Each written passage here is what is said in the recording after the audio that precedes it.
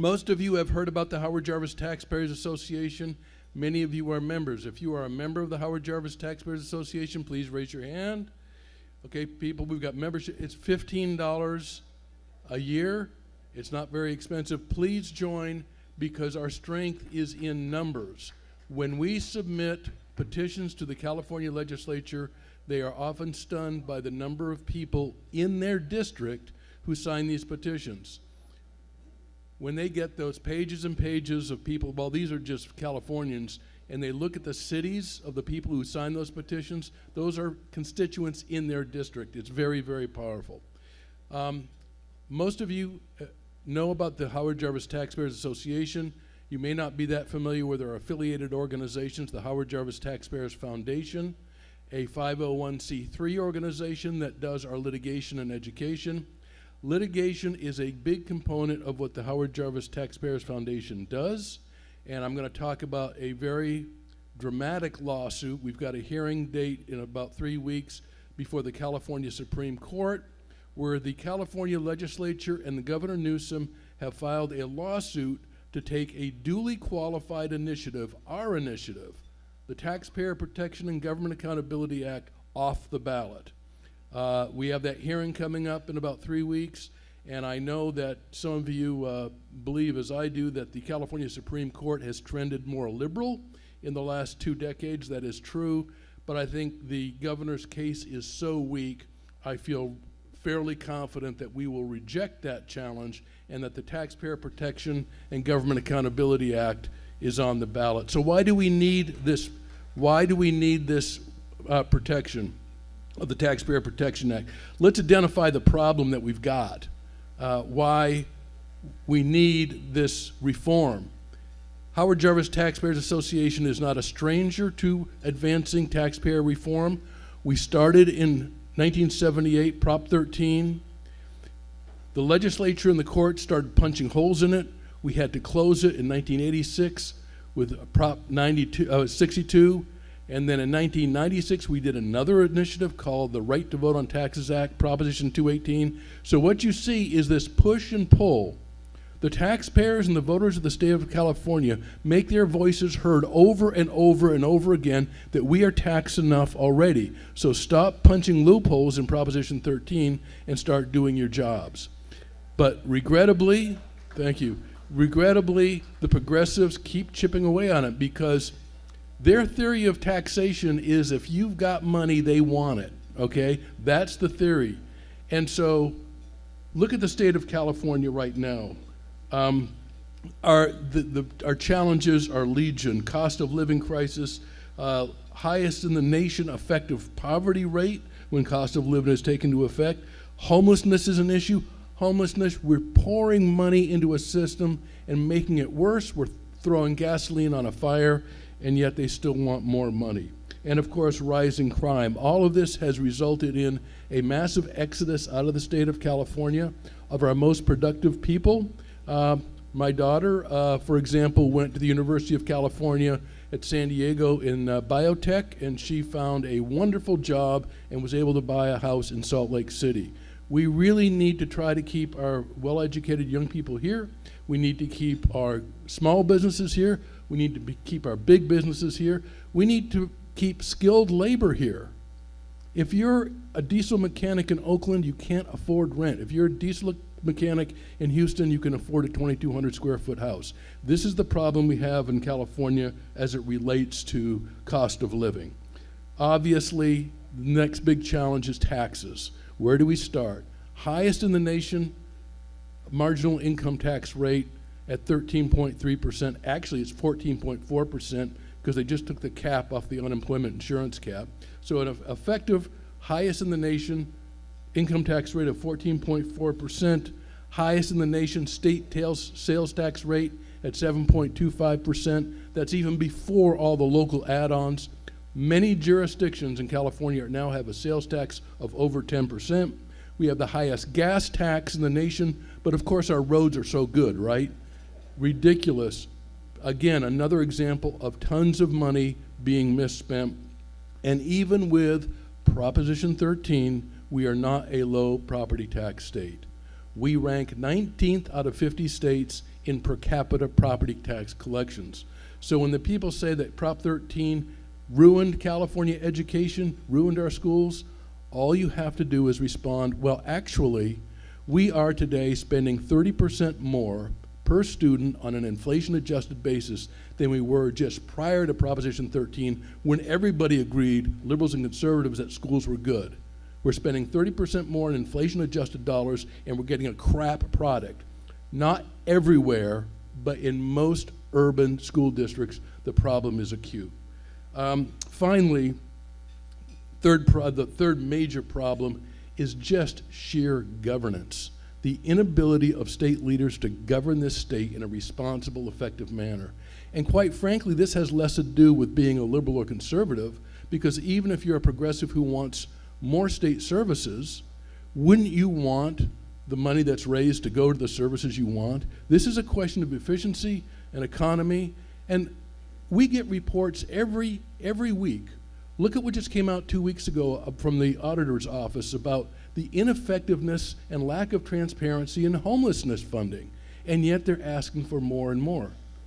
The Howard Jarvis Taxpayers Association worked with the Reason Foundation 20 years ago to prepare a report before the vote on the high-speed rail project. We had transportation experts, we had everybody look at it, and everybody, even before the vote on the bond was taken, concluded the high-speed rail project could work in Europe, could work in Japan, could work in China, cannot work in the state of California for a variety of engineering and demographic reasons. And yet they plowed straight ahead, and we're spending $1 million a day on a project that will never be completed.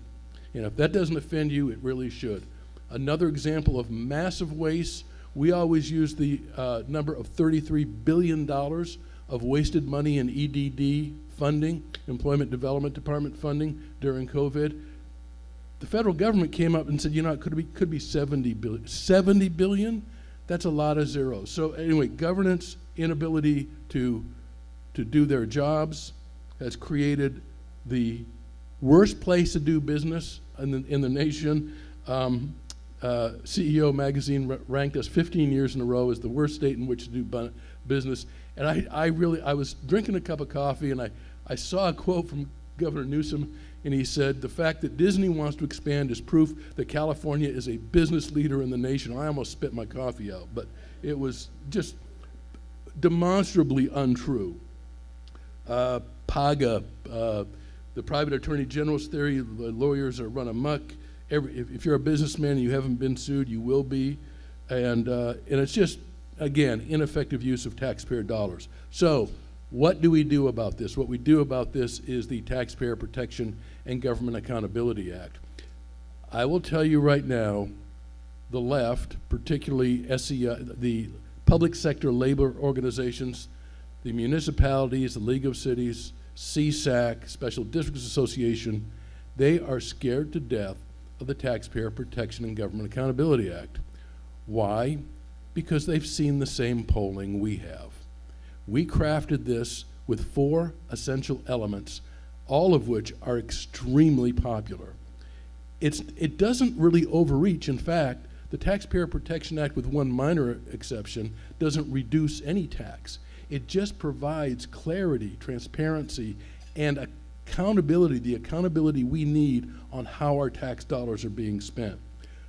The first thing it does is remember that Proposition 13, in addition to limiting property taxes, imposed on the California legislature that prior to imposing a state tax, it requires a 2/3 vote of each house.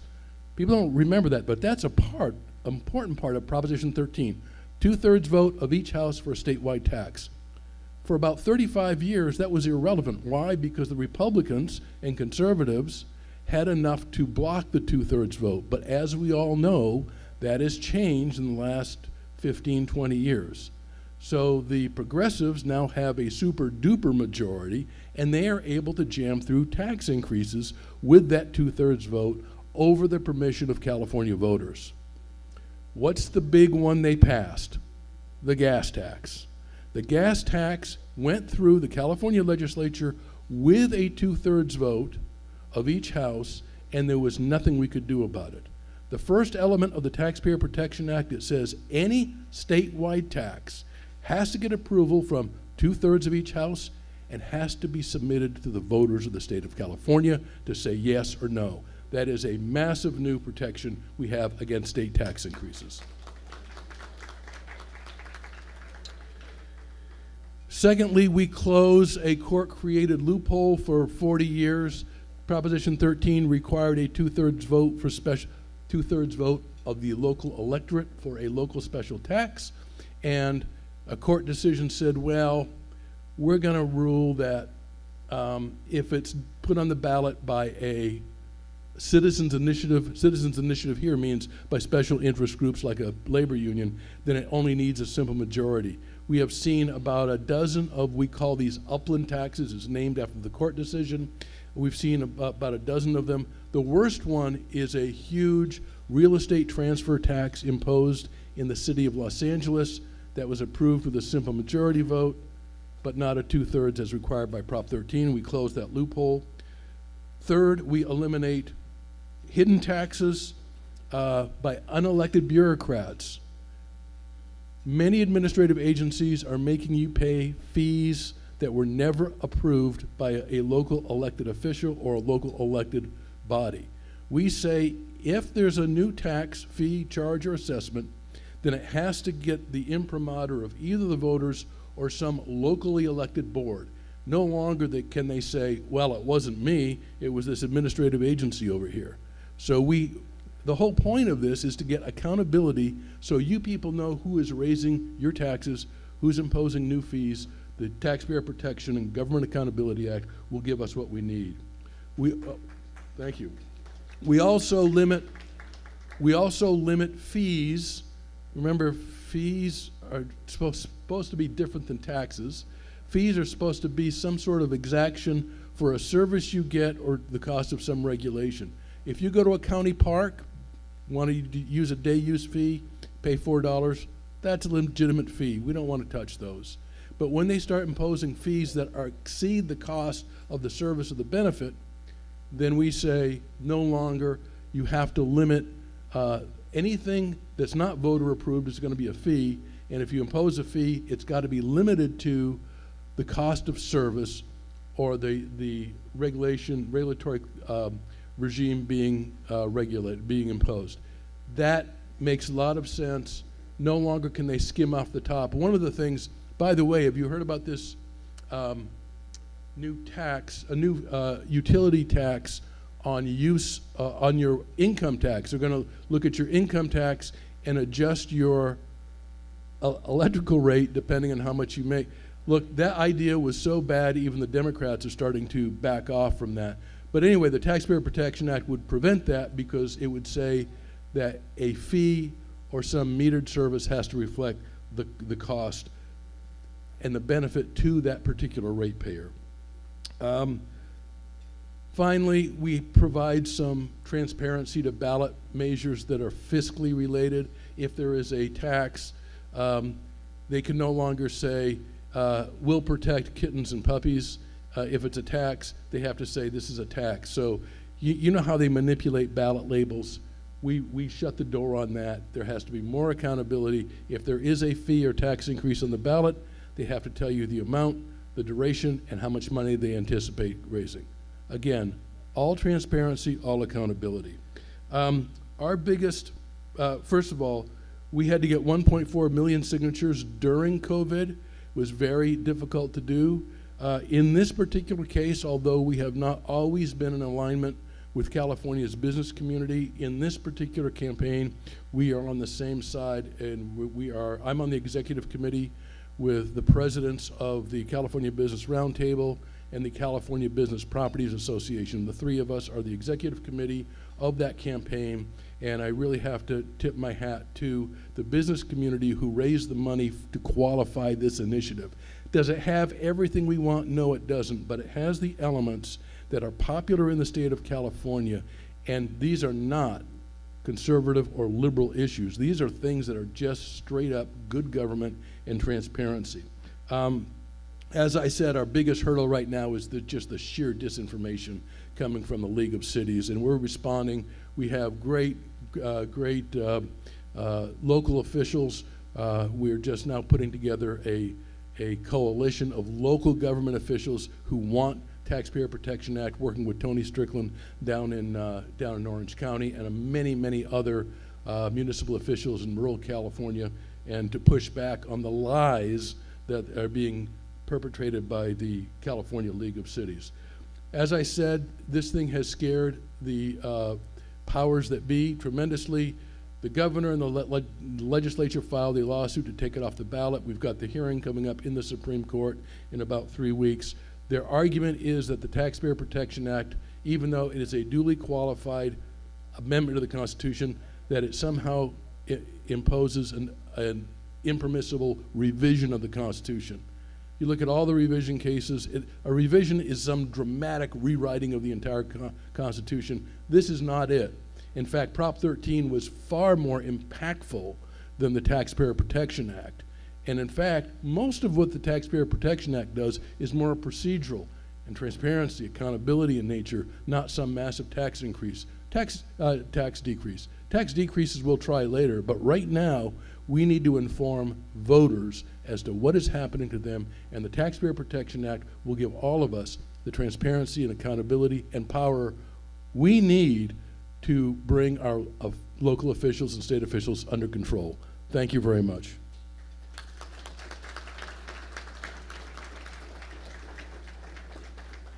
I can take a few questions if people want. Yes, over here. How are we going to combat the lies They're going to put it on TV, but a couple election cycles ago, the same powers put on the ballot something called the Split Roll Initiative to take away Prop 13 from the business community. And we opposed that tremendously. The business community opposed it. That was a campaign that was about $140 million, with $70 million being spent roughly on each side. And we defeated that. And our partners in this fight have pledged the same amount of money to pass the Taxpayer Protection Act. And I think if we educate the voters, and we'll have the budget to do so, and we'll be up and down the state. Some of you may know that I do a radio show Friday evenings, both in LA and San Francisco, KSFO, and at 6 o'clock on Fridays, and we talk about this all the time. So we get the word out, and we do a lot of outreach to communities that may not be particularly conservative. There are many people who are politically disengaged, but they like the elements of this. So I'm confident we can win.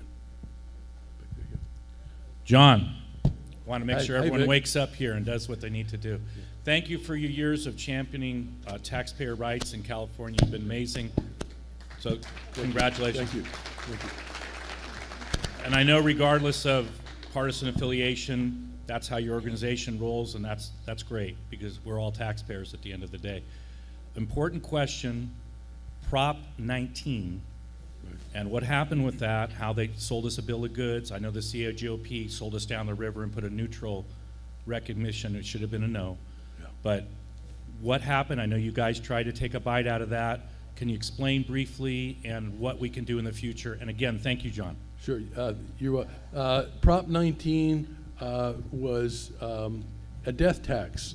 It was supported by the California Association of Realtors. It had a very good part.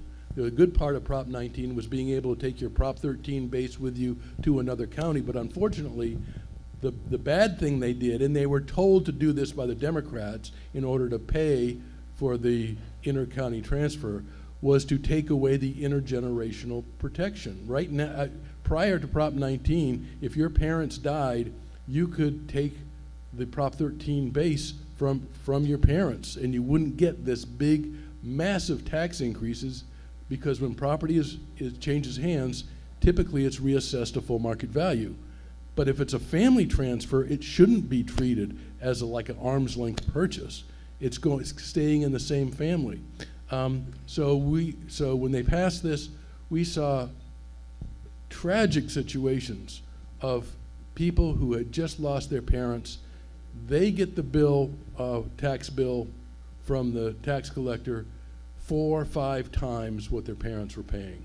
So much so they had to sell the property, and usually to some, corporate entity or something like that. It has been extremely impactful to a relatively small number of people for now, but as time goes on and people get hit by Proposition 19, we believe that the critical mass will reach us once again. We tried twice. The first time we collected about 400,000 signatures. Second time we collected a lot more. What we need to, and we collected those all volunteer. So I do think the next time we do it, we are going to have to raise a war chest in order to try it again. We will rely heavily on volunteers because there are many people in the state of California who want to bring back this intergenerational transfer protection, and it's particularly important for a lot of the minority communities for whom intergenerational wealth is a very big deal. The Chinese community in San Francisco, Hispanic community, African American community are very attuned to the problems created by Proposition 19. Yeah, hi, Sue. Quick question. How you doing today, John? Good. Sue Blake, Sacramento County. Quick question regarding the Taxpayer Protection Act. I know you rattled off about 6 or 7 different positive things that it does. Can you tell us, perhaps according to your polling, which one of those is the best selling when trying to convince our family and friends or neighbors to vote for it? Because I know if you try to explain 6 things, you've lost them after about 30 seconds. So what's the 30-second elevator speech to my neighbor to get them to vote for it? Do you want the right to vote on all state tax increases? Yes. Boom, mic drop. Do you want the right to vote on, okay, and then if you've got another 5 seconds, you say, do you want to have the ballot labels clear? Because people know, people have heard, something funny's going on, this thing sounds confusing. They're keeping something from us. So I think those 2 points, and it might depend on your audience.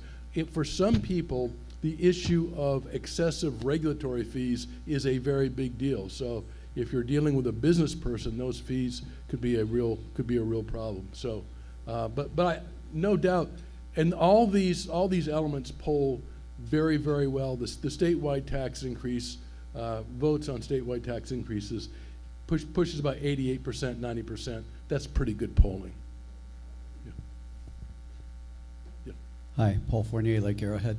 And in San Bernardino County, this last primary, we just voted on Measure W, which was the 3rd time around on an issue where the Board of Supervisors took a small fire protection district that had voted a fee and expanded that district to include almost the entire rural San Bernardino County, which is, of course, is a complete in-run against around all of this. Right. And so anybody who asked me, I said, I don't care what we're quote unquote defunding, it was illegal in the first place.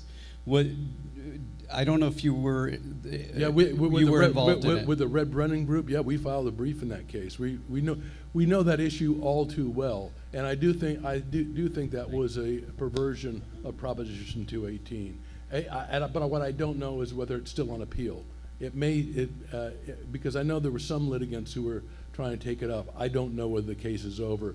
But the good news is, I do believe that you can use the power of Prop 218 to repeal the tax. The question is, how do you define the district? So I do think there's some remedies, and you're free to talk to our legal department. And by the way, we have 3 full-time attorneys in our office.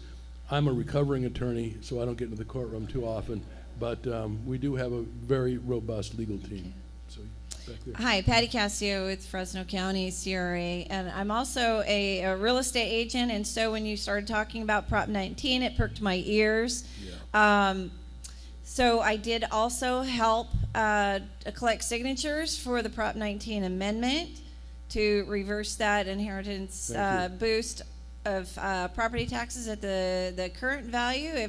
If the heirs inherit property, and did you say you did not get enough signatures? We did not, but we will try again when we have the resources and the volunteer network to do so. So Okay. yes, we will try again. I have another question, and if, And by the way, a lot of the local realtor groups were very unhappy Yeah. with California Association of Realtors for Yes. pushing Prop 19. They were very yes, unhappy. very unhappy about that. One more question is if